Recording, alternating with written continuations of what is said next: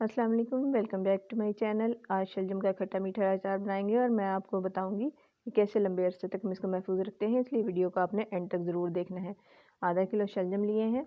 शलजम को छील के हम उस तरह देखें, ये 1/2 इंच मोटा मैंने स्लाइसिस में काट लिया इसको।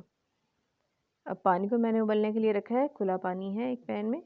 और जब पानी बॉयल होने लगे तो हम इसमें शलजम के टुकड़े डाल देंगे और इसको बॉयल कर लेंगे 4 से 5 मिनट के लिए। पार्शली इसको बॉयल करेंगे, फुल बॉयल नहीं करना हमने इसको। 4 से 5 मिनट बाद हम इसको छान के रख लेंगे और ठंडा कर लेंगे। ठंडा करना ज़रूरी है शलजम के टुकड़ों को। अब इसका शीरा तैयार कर लेंगे। गुड़ मैंने 200 ग्राम लिया है।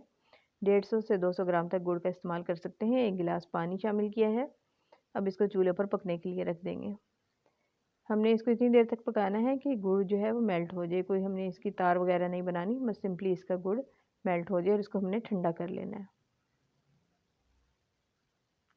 शलजम के टुकड़े हमारे ठंडे हो गए हैं। अब हम इसका मसाला तैयार कर लेंगे। 1 टीस्पून राई है, 1/2 टीस्पून क्रश चिलीज़ है, 1/2 टीस्पून सॉल्ट है और इसके अलावा 1 टेबलस्पून जिंजर गार्लिक का पेस्ट है। ये शामिल करके अच्छे से मिक्स कर लें।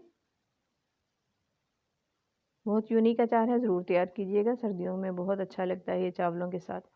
अब शलजम के टुकड़े जो ठंडे हो गए थे बिल्कुल, उसको मैंने अब इसमें मिक्स किया और कोट कर लूँगी ये मसाला उस पर। अच्छे से हमने इसको कोट कर लिया है। अब इसको कवर करके मैंने क्लिंग रैप से कवर कर दिया। तो इसको 1 दिन के लिए हम इसको धूप में रख देंगे। 1 दिन हो गया, नेक्स्ट डे ये मैंने इसका कवर उतार लिया है।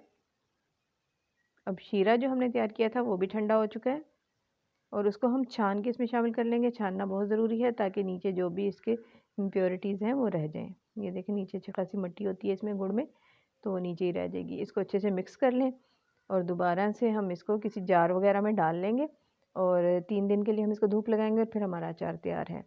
शलजम के अचार को ज़्यादा देर तक महफूज रखने के लिए हम ऐसा कर सकते हैं कि जब अचार तैयार हो जाएगा तो हम इसको फ्रिज में रखेंगे।